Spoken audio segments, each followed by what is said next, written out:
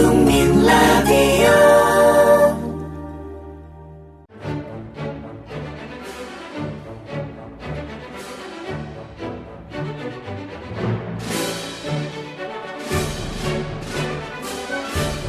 정치평론가 서영석과 김용민 PD의 정치 토크.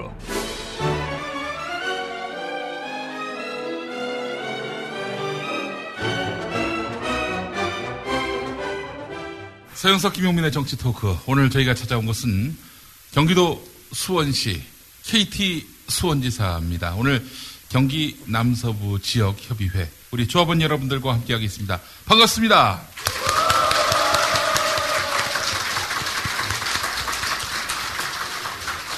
이사장님, 네. 저희가 국민TV 생기기 전에 네. 서영석 김용민의 정치 토크만 있었을 때 대선 전이었죠. 그때 요 수원 경기장 쪽에 어느 행사장에서 공개방송했던 기억이 나고요. 네. 수원은 한 3번 이상 온 것 같습니다. 예. 경기도의 도청 소세지면서, 예. 예전 KBS 아나운서가 실제로 도청 소세지라고 한번 한 적이 있었는데, 예, 이런 수원에서 여러분들과 만나게 됐습니다. 수원은 시장이 새정치민주연합 소속이죠. 예. 어떻습니까? 수원시 의회는 어느 당이 다수당인가요? 새정치민주연합입니까? 아, 수원이 상당히 전통적으로 보수색이 뚜렷한 도시로 알려졌고요. 사실 새누리당 시장이 그동안 쭉 이어왔던 것으로 알고 있고, 김용서 씨가 한번 시장한 적이 있었죠. 무슨 비리 때문에 아마 고초를 겪으시고, 그래서 법에 용서를 받지 못했던, 예, 김용서 시장 생각도 나고 말이죠. 예, 하여간 오늘 수원 와보니까, 이렇게 또 국민TV 복장을 또 통일하시고, 네. 이렇게 오셨습니다. 60개 만들었다고 그러더라고요. 60개. 야, 근데 파란색이 있고 초록색이 있는데 아마 오늘 공개방송 끝나고 나서 뭐 축구대회를 하실 것 같아요. 분위기가. 예. 갈라먹고. 5월에 합니까? 어디서 해요? 예. 기대가 됩니다. 남동부하고 같이 또 계획을, 예. 북쪽은 뭐 하는지 모르겠습니다. 남쪽에서는 이렇게 동서로. 농담이고요. 우리 북쪽 조합원들도 아주 열렬한 그런 활동을 또 펼치고 계십니다. 여러분들의 기대에 부응하는 우리 미디어 협동조합 국민TV 국민라디오가 되도록 애쓰겠습니다. 자, 이사장님. 네. 우리 장고 끝에 악수를 둔 겁니까? 우리 박근혜 대통령 각하께서 비서실장을 선임하셨는데, 네. 국가정보원장을 선임하셨습니다. 글쎄, 일반적으로 언론들이 얘기하기에는 장고 끝에 돌려막기를 했다. 이런 예. 식으로 얘기를 하는데요. 예. 저는 좀 약간 해석이 다릅니다. 예. 우선, 돌려막기를 하려면은, 예. 사실 청와대 비서실장은 청문회 대상은 아닙니다. 예.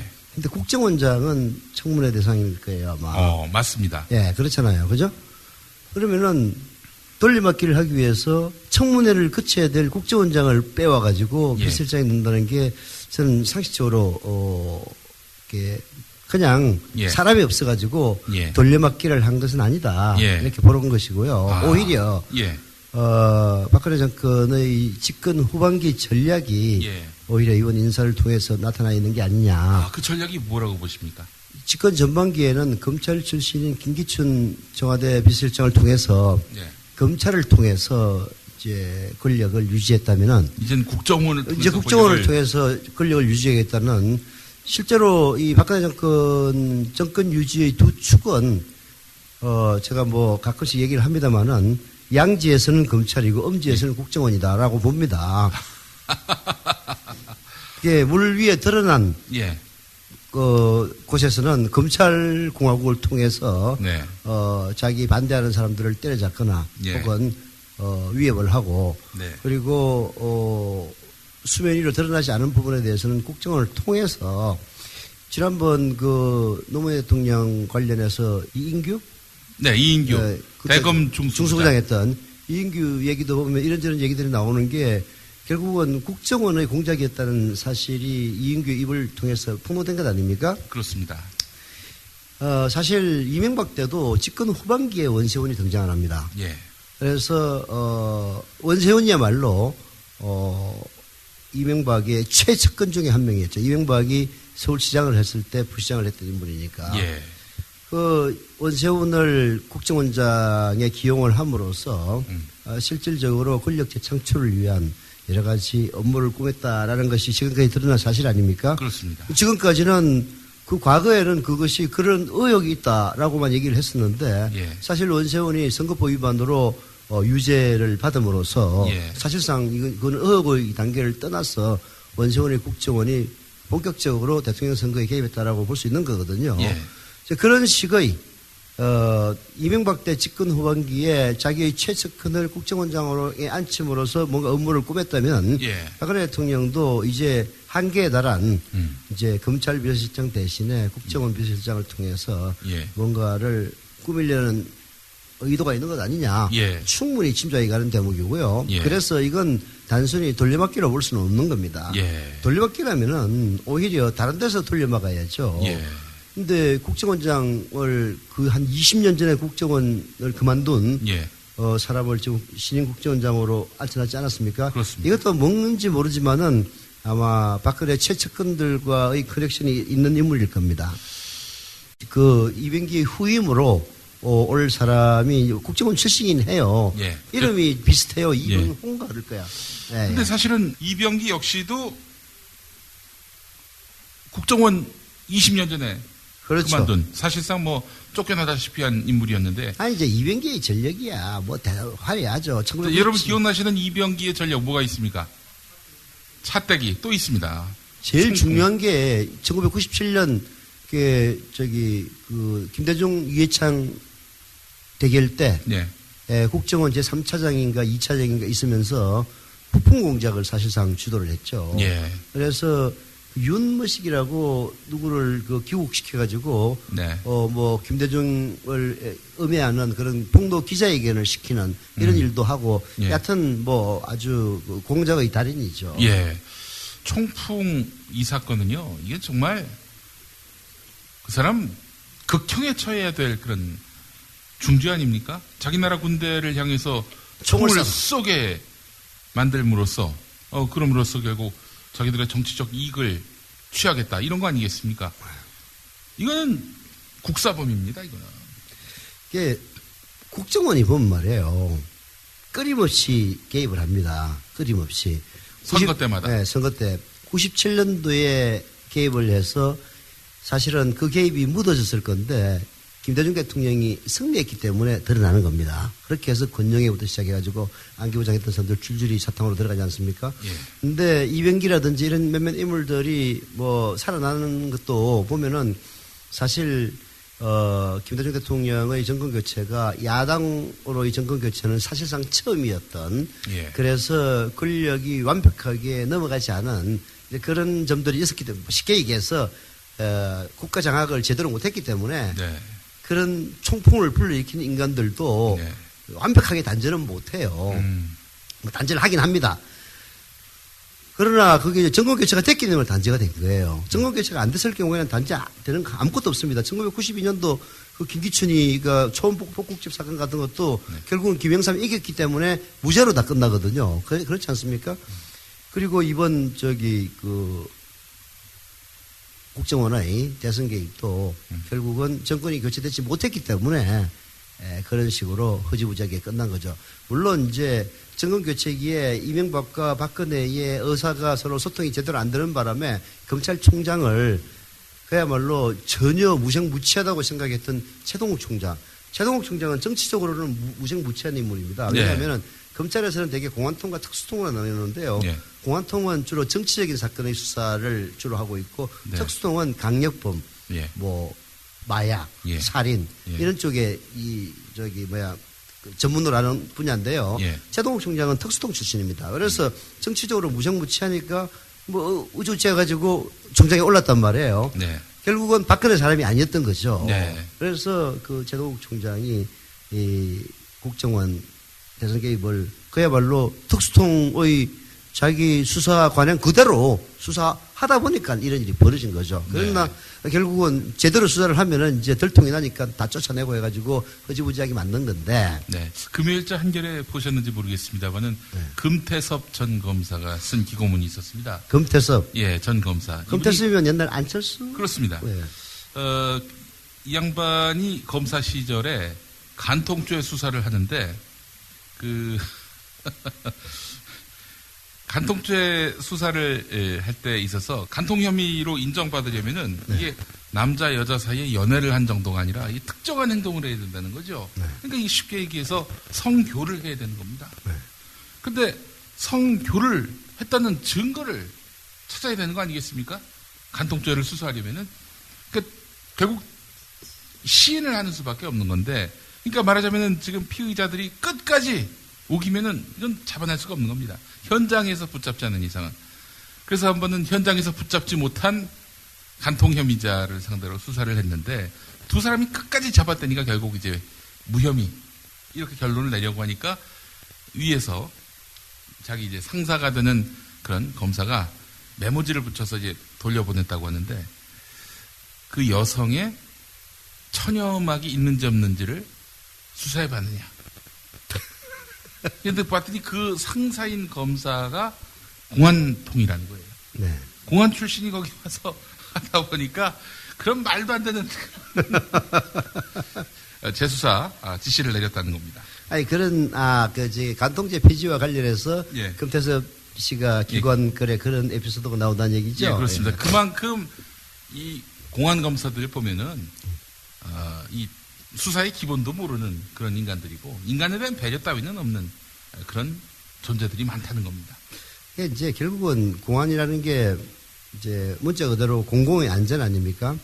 그래서 맨날 시국사범 잡고, 종북 그렇죠. 잡고, 뭐 이런 거 아니에요. 특히 이제 대한민국 같은 경우에는 대북 관련 혹은 이제 요즘이야 뭐 다 그런 거를 집회 시위와 관련한 법이라든지 아니면 교통특례법으로 이제 규제를 합니다만은 과거에는 뭐 데모하고 하면은 전부 시국사범으로 다 하지 않았습니까? 이게 전부 다 이 공안부에서 이제 맡았기 때문에 예. 정치적으로 될 수밖에 없죠. 예. 이게 간통죄 하니까 생각나는 거는 예. 이백림 변호사하고 한영수 의원이 아주 대표적인 케이스죠. 예. 이백림 변호사는 박정희 때죠. 대한변협 회장이었을 겁니다. 이게 대한변협은 그 변호사 단체 중에서는 상당히 보수적인 단체예요. 거기에 대한변협 회장이 시국 선언문에 참여하고 하니까 박정희 정권 하에서는 중대한 도전으로 봤죠. 예. 근데 그 이름을 올리자마자 그 다음날 간통으로 이제 구속을 시킵니다. 예. 실제로 뭐 그런 일이 있었기 때문에 이제 그렇긴 한데 예. 그리고 또 그 한영수 의원이라고 이 충청도 출신 의원 예. 서산인가 민주당도 있었고 저기 자민련이 자민련까지 왔다 갔다 하신 분인데 예. 그 양반도 그 박정희 때인가 전두환 때인가 그 국회에서 말하자면은 비판하고 나서 바로 그 다음날 간통죄로 구속됩니다. 바로 그 다음날이에요. 그러니까 이제 말하자면은 기관들, 네. 이제 과거에는 중앙정보부고 요즘은 이제 국정원이죠. 에서는 늘 간통죄가 존재를 했을 때는 예. 특히 남성 의원의 경우에는 여자 관계를 조사해가지고 뭐 사진도 찍어놓고 이건 뭐 우리나라뿐만이 아니라 미국 CIA도 그랬어요. 옛날부터 뭐 케네디 마릴린 몰라고 연애하는 거 다 찍어가지고 했다는 거 아닙니까? 그래갖고 있다가 정치적으로 이용을 많이 해먹었죠. 그런 면에서 보면 간통죄 폐지로 인해서 이제 남녀 문제를 가지고 정치적으로 이용해 먹을 수가 없어서 어떨지 모르겠습니다. 박정희 때 그런 말이 있었잖아요. 남자 아랫돌이 이런 뭐 눈 감아주라. 그럼 자기가 개판이 본인하고 본인 편인 사람들에게만 해당을 한 사안이었지 자기에 대해서 비판적인 뭐 학자나 변호사, 정치인들 짤탱이가 없었죠 한마디로. 그렇죠. 오히려 더 이용을 했죠. 여하튼 이제 아까 이병기로 다시 돌아오면은 이병기 국정원장을 청와대 비서실장으로 옮겼다는 것은 저는 굉장히 의미가 크다고 봅니다. 다시 사실 박근혜 정부에서는 청문회 통과하는 게 굉장히 어려운 일 아니에요. 그래서 일단 한번 통과한 사람이면은 의정안에서는 잘 안 바꾸는 편인데. 정홍원 씨를 두 번 연거퍼. 그 정도로 이 청문회에 대해서는 그야말로 경기를 벌벌 떠는 어지간하면은 청문회 대상인 사람을 바꾸려고 하지는 않습니다. 그런데도 굳이 국정원장 출신을 데려왔다는 것은 결국은 그동안 이병기 씨는 뭐 어차피 오래 있지는 않았습니다만은 과거 국정원에 오랫동안 근무를 했던 사람이고 그렇기 때문에 조직 장악은 뭐 어차피 됐다고 보거든요. 그러면은 결국은 말씀을 좀 주저하시는데 공작 정치의 시대가 열렸다. 예. 뭐 이렇게 봐도 되는 거 아닙니까? 국정원 내한테 또 하나 걸어놓은 게 있어가지고 예. 말하기가 좀 그렇네. 예. 제 말을 부인 안 하실 거죠. 예. 공작 정치 시대가 열렸다. 이 말에 대해서 부인을 안 하셨습니다. 그렇다라고 말씀하시진 않았지만 부인하지 않으신 거예요. 이 사실은 이제 검찰을 통해서 그러니까 법치를 통해서 말 안 듣는 사람들 그야말로 통제하고 억압하겠다. 그게 이제 전반기 박근혜 씨의 이제 국정 운영 기조였다면은 이제 이병기 비서실장 체제에서는 공작 정치도 피하지 않겠다. 그렇죠. 그리고 다가올 총선 대선에 대비하겠다. 이런 맥락으로 풀이해도 무리는 아닌 것 같습니다. 그렇죠. 예.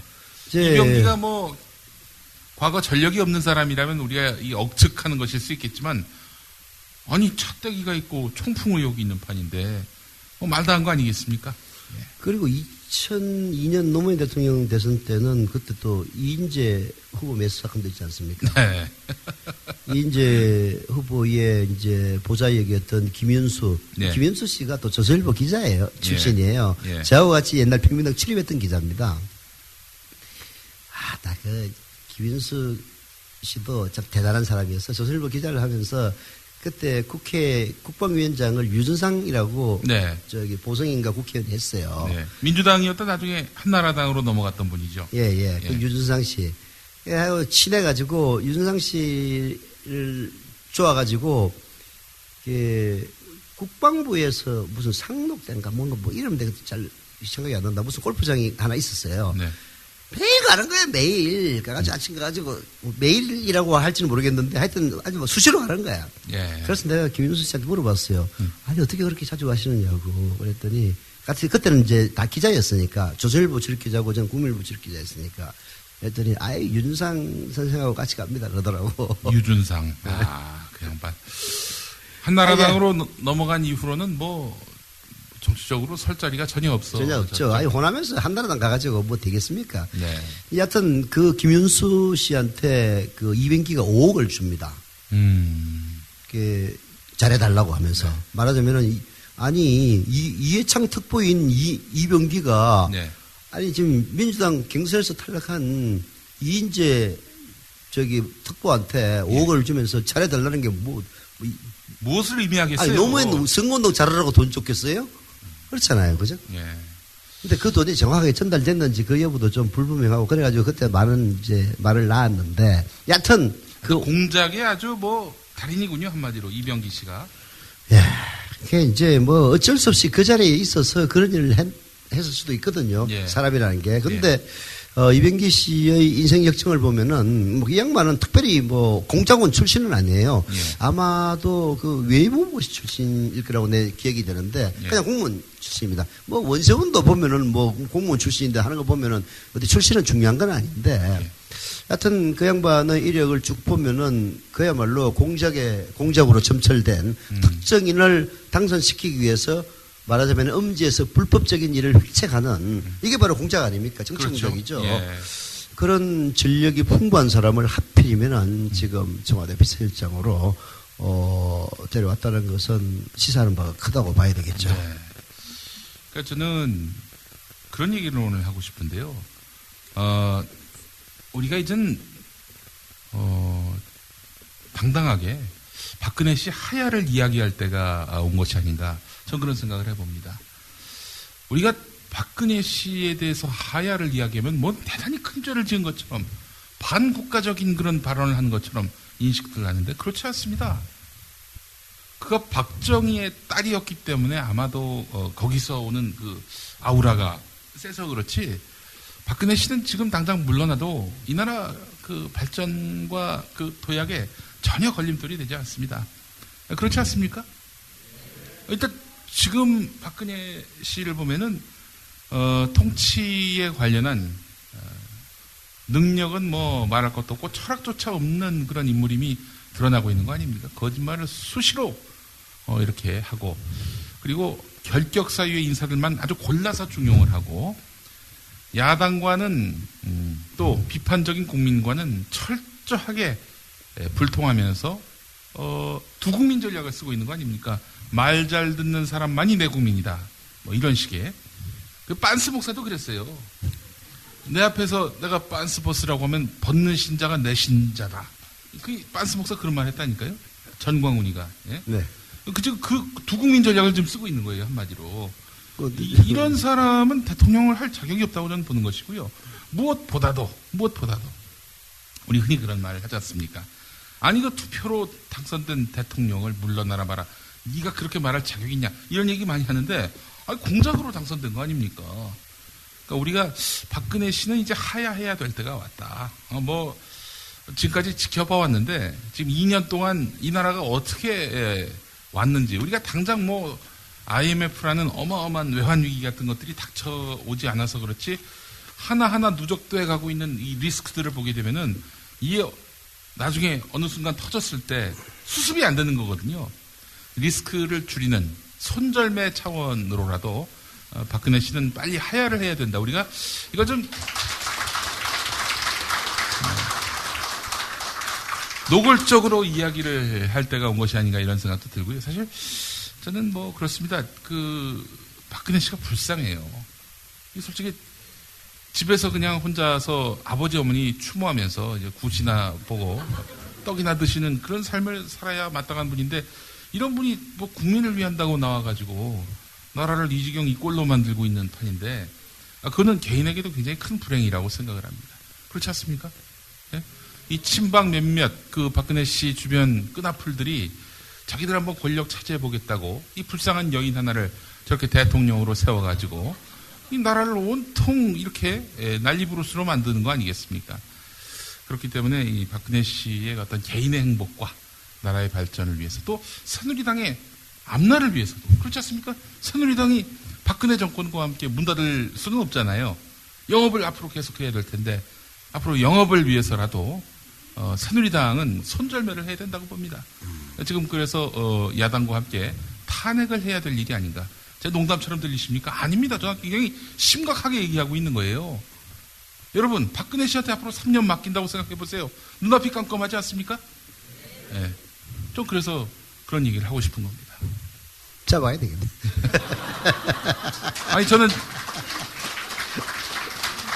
솔직히 얘기해서 정말 잡아가야 된다는데 왜 박수를 쳐? 잡아가라고 하니까 박수를 치시는 것 같습니다. 박근혜 대통령이 정말 불쌍합니다. 박근혜 씨가 불쌍해요. 그렇지 않습니까? 지금 이 모양 이 꼴로 나가면은 앞으로 무슨 고초와 또 이런 수모를 당할지 모를 일이거든요. 대한민국에서 진정 박근혜 씨를 위하는 사람은 저밖에 없다고 봅니다.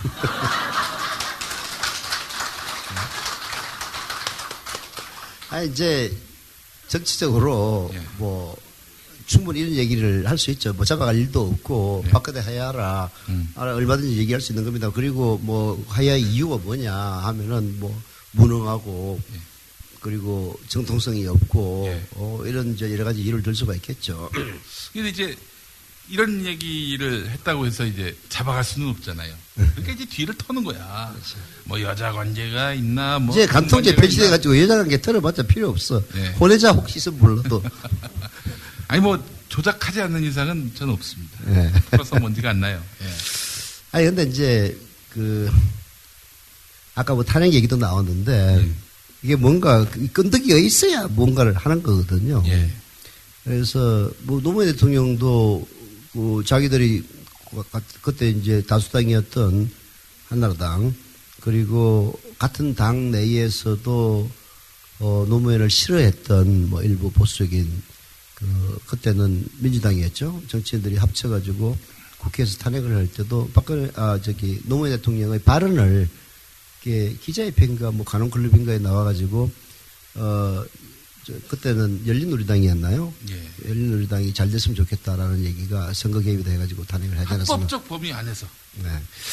그런 식으로 박근혜 대통령도 탄핵을 하려면은 뭔가 끈덕이 있어야 되는데 쉬운 일은 아니죠. 저는 사실 그 원세훈이 선거법 위반으로 유죄를 받았을 때 그건 충분히 탄핵 사유가 된다고 봤습니다. 그런데 정치권에서 그 문제를 제기하는 사람이 아무도 없더라고요. 결국은 국정원장이 선거법 위반으로 유죄를 받았다는 것은 국정원이 대선에 본격적으로 개입했다는 것을 입증하는 사례입니다. 그래서 그 황교안이가 그렇게 최동욱을 쪼아가지고 선거법만으로는 제발 기소하지 말아달라라고 얘기를 했던 게 그 때문이에요. 선거법으로 실제 그 당선 무효는 선거 있고 나서 90일인가를 지나면은 그 시효가 소멸이 됩니다. 그래서 그 이후에는 실제 유죄를 받는다 손 치더라도 법적인 대통령 지위를 상실하지는 않아요. 근데 중요한 것은 도덕적인 정통성을 잃는다는 점이 가장 중요한 거죠. 그래서 원세훈이 2심에서 사실상 유죄 판결을 선거법 위반으로 유죄 판결을 받았을 때는 충분히 탄핵 사유가 된다고 봅니다. 그래서 이게 만약 대법원에서도 파기환송되지 않고 그냥 적용이 된다면은 이제 그 부분이 사실은 박근혜 대통령을 탄핵할 수 있는 이유가 되겠죠. 그런데 지금 뭐 정치권에서는 이제 또 이런 측면도 있습니다. 그렇게 해가지고 올 수 있는 혼란에 대한 두려움. 두 번째는 우선 탄핵 자체가 불가능함. 이게 과거 노무현 대통령 때는 한나라당이 다수의석을 갖고 있었고 탄핵은 3분의 2니까 그때 그 야당에서 조금만 사람이 넘어오면은 실질적으로 탄핵이 가능했단 말이에요. 그러니까 한 거예요, 사실은. 근데 지금 이런 상황에서, 새누리당이 150석 과반을 거의 가지고 있는 이런 상황에서 150이 넘지 160 가까이 되죠? 예, 그렇습니다. 선진자유당하고 합당함으로써. 예, 선진통일당. 선진통일당인가? 예. 그럼으로써 사실상 야당으로서는 어떤 수단을 써도 탄핵이 국회에서는 불가능한 이런 상황에서 이제 야당의 전의를 이제 상실케 하는 그런 점들이 있는데요. 그래서 뭐 정상적으로는 우리 김용민 국장이 얘기했던 이런 심정을 갖고 있는 사람들이 아마 다수라고 봅니다. 그러나 뭘 하려면은 뭐 뭔가 이 고리가 있어야 될 것 아니에요, 그죠? 저는 뭐 지금 의회 구조 속에서 탄핵이 시도되지조차 않는다고 봅니다. 설령 새정치민주연합이 다수당이라 하더라도요. 그러나 국민들은 그렇게 인식해야 된다는 겁니다. 지금 그런 인식도 안 하잖아요. 저렇게 나쁜 짓을 해놓고도 박근혜가 물러나야 된다라는 얘기 자체를 못해요. 감히 그런 상상도 못하고요. 그렇지 않습니까? 박정희 시대의 트라우마에 우리가 다 짓눌려 있는 거예요. 그렇지 않습니다. 국민이 대통령을 뽑는데 왜 대를 이어 충성해야 되는 우리 국민이어야 합니까? 안 그렇습니까? 여기 북한이? 아니, 뭐, 박근혜가 잘하면은 물러나갈 이유는 없지. 이제, 그러나, 박근혜 못하면은 얼마든지 물러나라고 할 수 있는 거고, 예. 결국은 이제, 그, 박근혜 대통령이 앞으로 무려 3년이나 남아 있어요. 3년 동안에 어떤 식으로 자기 포지션을 취하느냐에 따라서 방금 김용민 국장이 농담처럼 얘기했던 물러나라라는 이야기가 실질적인 현실로 다가올 수 있다. 저는 그렇게 봅니다. 농담 아닙니다. 왜 농담이라고 하시는지 전. 아니, 뭐 지금 당장은 농담일 수밖에 없지. 아니, 뭐 박근혜 나가라 한다고 해서 나갈 리가 있나. 없잖아요. 그죠? 예. 그래도 혹시라도 또. 아니. 국정원 직원이 여기. 닦아놓고 얘기하죠. 여러분, 만약에 북에서 쳐내려온다. 어떻게 될까요? 그 군인들이 나가 싸워야 되는데, 이 방탄복은 다 뚫리죠. 그렇지 않습니까? 대통령 국무총리 군대를 안 갔거나 어떻게든 군대 안 가려고 애를 썼던 사람이죠. 그렇지 않습니까? 또 지금 전방 군부대 아주 군기가 풀릴 만큼 풀렸죠. 썩어 빠졌죠. 인권에 대한 기본적 인식조차 없죠. 이게 눈앞이 깜깜합니다, 진짜. 걱정입니다, 걱정. 예. 사실 우리나라 국방비가 북한에 비해서는 어마어마하게 많이 1년에 30조 이상 쓰는데. 아니, 뭐, 베트남이 미국보다도 국방비가 더 많아서 이겼나요? 미국을? 그런 건 아니잖아요. 그렇죠. 그래서 이 체제 아래서는, 그 우파들이 자주 얘기하는 안보, 이거 무너졌다고 봅니다. 그렇기 때문에, 그 안보 평화를 위해서도, 저는 박근혜 씨가 빨리 야인이 돼야 한다고 생각을 합니다. 못 믿고 못 맡깁니다. 그렇지 않습니까? 그 사람이 박정희 아우라 말고 도대체 대통령이 된 이유를 모르겠어요, 저는. 아이, 왜 이유를 몰라. 51.6%가 찬성을 했으니까 대통령이 된 거지. 그게 바로 저 국정원 공작에 의한 것이었고요. 하필이면 또 51.6%야. 예. 그리고 얘기가 나온 김에요. 이사장님, 최근에 또 경향신문 보도를 통해서 촉발된 사안이죠. 논두렁 시계. 지난 토요일에 방송된 민동기 김용민의 미디어 토크 들어보시면 아시겠습니다만 저희가 방송을 하다가 구글링을 해서 알아낸 거예요. SBS가 보도한 거 아닙니까? 논두렁 시계. 네, SBS가 최초 보도했죠. 권양숙 여사가 박연차 씨로부터 받은 명품 시계를 논두렁에 던졌다. 이 보도를 SBS가 했습니다. 노무현 대통령이 검찰 와가지고 그렇게 진술했다라고 확인했다. 라면서 단독 보도를 한 게 SBS 보도 아닙니까? 네. 당시 그 보도를 했던 SBS의 보도국장이 누구였느냐? 최금락 MB정부 마지막 홍보수석이었고요. 당시 SBS 사장이 누구였냐? 하금열 MB정부 마지막 대통령 비서실장이었습니다. 그러고 보니까 그러네. 그렇습니다. 최금락 씨는 나도 참 아는 사람인데 참나 그렇게 안 봤는데 말이야. 아니, 최금락 씨하고는 제가 총비실을 같이 출입을 했어요. 예. 근데 내하고 나이는 비슷한데 예. 내보다 한 20살은 더 많아 보여. 사장이 모를 수는 있었겠지만 보도국장은 그 보도에 관한 한 최종적인 게이트키핑 책임자입니다. 그럼 그 공로로 결국은 나중에 홍보수석하고 나중에 비서실장이었나? 그건 알 수 없죠. 하여튼 어느 정도 관련성이 있다고 봐야 되겠네. 그러니까 이런 맥락을 보면 말이죠. 저는 원세훈 씨의 국정원이 노무현 망신주기를 획책했다는 거 아닙니까? 그래서 자기들이 직접 살해할 수는 없지만 적어도 정치인 노무현은 완전히 매장시켜서 영원히 노무현의 이름으로는 정치를 못하게끔 노무현이 스치고 오욕이게끔 만들려고 했던 거 아닙니까? 국정원이. 그 짓을 한 거 아닙니까? 그 짓을 한 국정원의 총책임자 원세훈이 최종 책임자일까요? 그렇게 볼 사람 없습니다. 그리고 국정원 선거 개입. 그래서 대선 때 박근혜 도와준 거 아니에요. 박근혜 도와준 총책임 원세훈이냐. 그렇게 보는 사람 없습니다. 벌써 그 얘기 많이 나와요. 원세훈 윗선이 지시한 거겠죠. 국기문란을 넘어서 이건 국사범에 가까운 이런 흉악범인 자, 민주주의에 대해서 정면으로 침을 뱉고 짓밟은 자, 원세훈이 몸통일까요? 그렇게 볼 사람 아무도 없습니다. 그때가 언제였지? 2010년인가 2011년인가 8월 21일에 이명박 박근혜 회동이지 않습니까? 예, 그렇습니다. 그 이후에부터 이제 모든 게 시작됐다. 이렇게 다들 보고 있죠. 2010년 아마 8월이었을 겁니다. 8월 며칠이에요. 예. 그래가지고 그런 지금은 추측의 단계죠. 예. 왜냐하면 증거가 없으니까. 예. 근데 이것도 이제 권력의 힘이 떨어지면은 어디선가에 뭔가 터져 나오겠죠. 또 2012년 9월엔가 또 한 번 만난 걸로 돼 있고요. 네. 예. 그래서 거래가 있었던 거 아니겠는가. 결국은 이제 모든 것들이 노무현 대통령으로 상징되는 우리 사회의 개혁 세력의 싹을 죽이고 네. 그리고 보수 정권의 이 맥을 어떻게든 이어가겠다. 이런 큰 그림 속에서 모든 것이 이루어졌고 네.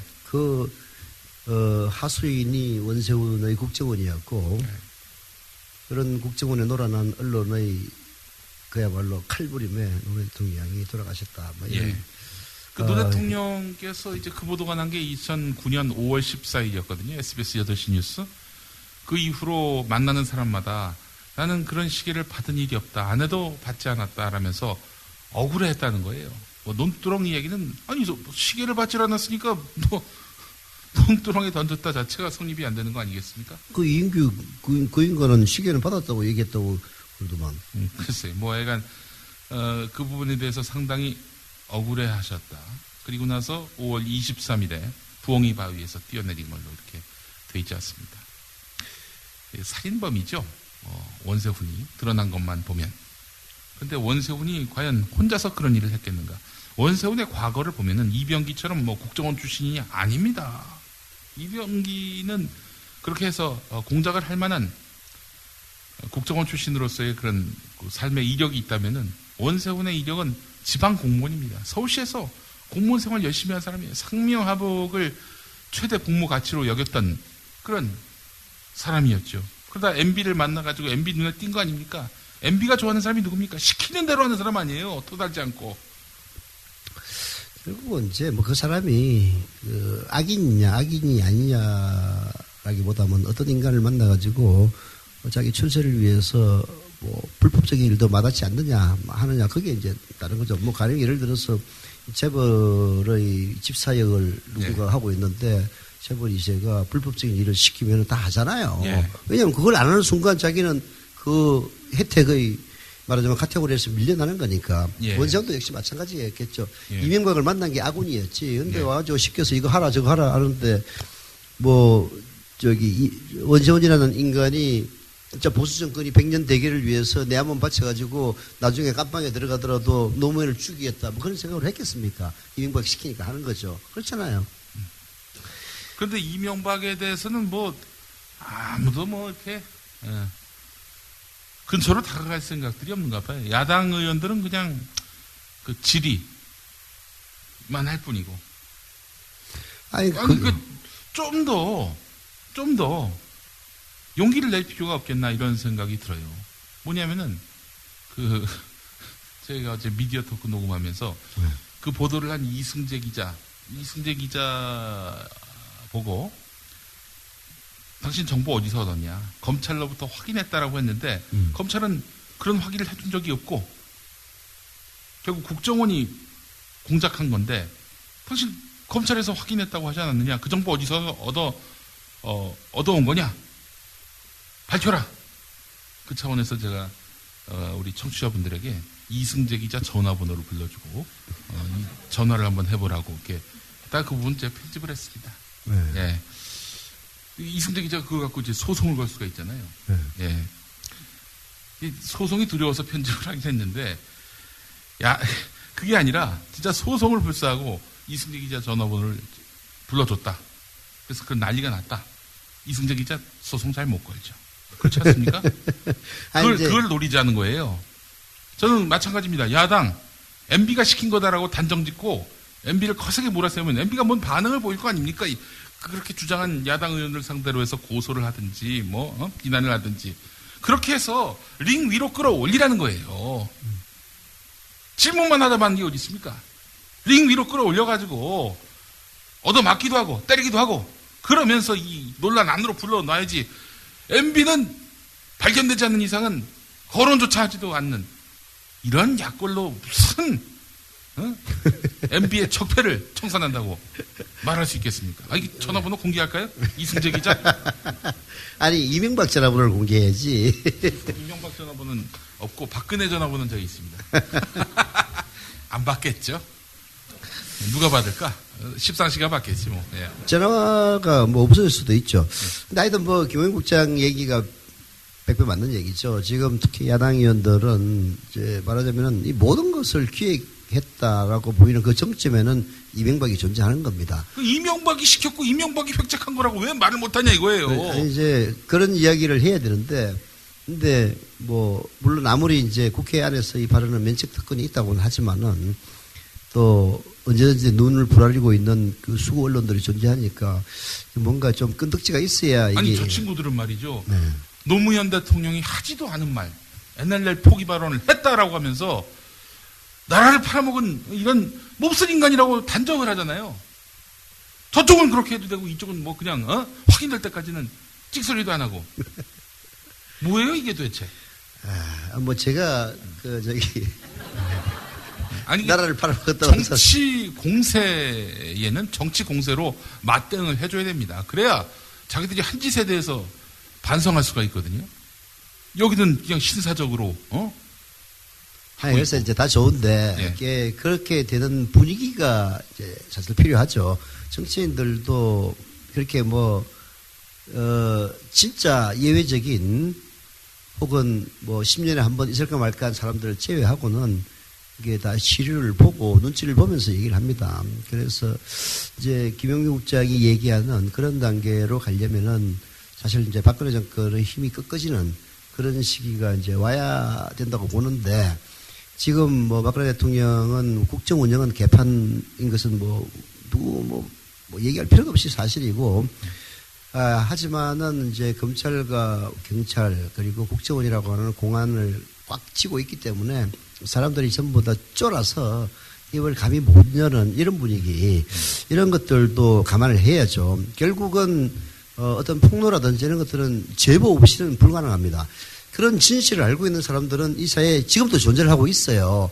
근데 함부로 말 잘못해가지고 진실을 밝히기는커녕 자기가 그냥 옛날에 이명박 때 예. 그렇게 당한 사람들 많이 있잖아요. 예. 심지어는 김하영이 그거를 제보했던 사람, 예. 국정원 직원도 지금 이상한 걸로 해가지고 실형을 받고 그런 식으로 돼 있단 말이에요. 예.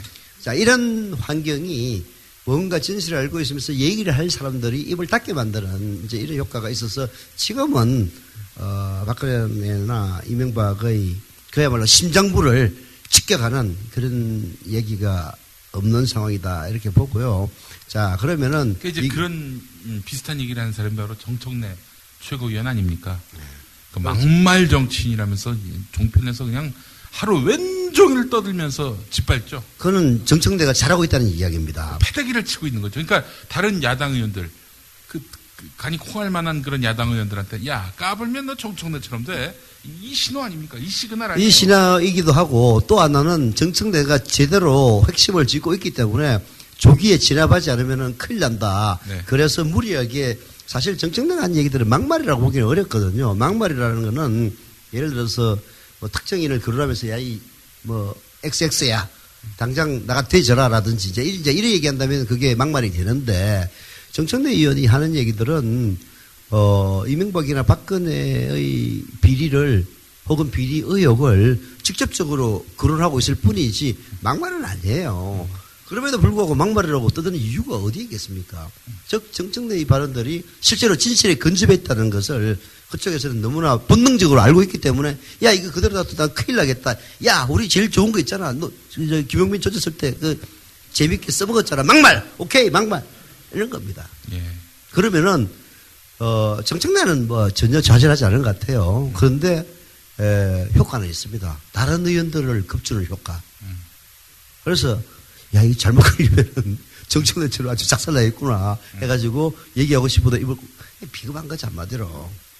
그래서 저는 정청래 의원도 나중에 크게 한번 뭔가 해도 할 겁니다. 좀 처음 봤을 때는 좀 약간 가볍다는 그런 느낌이 들긴 했었는데요. 이제 정치적으로 이력을 쌓아가면서 이제 특히 최근에는 또 최고위원도 되지 않았습니까? 야당에. 워낙 그 전에 조경태라든지 이런 사람들도 최고위원을 하다 보니까 최고위원은 아무나 하는 거구나. 그런 생각을 하긴 했습니다만은 정청래 의원 보면은 나중에 진짜 그런 용기와 그런 강단을 갖고 있다면 큰 정치 한번 해볼 사람이 아닌가. 그런 점에서 이 자리에는 없지만은 정청래 의원에게 박수 한번 보내주시죠.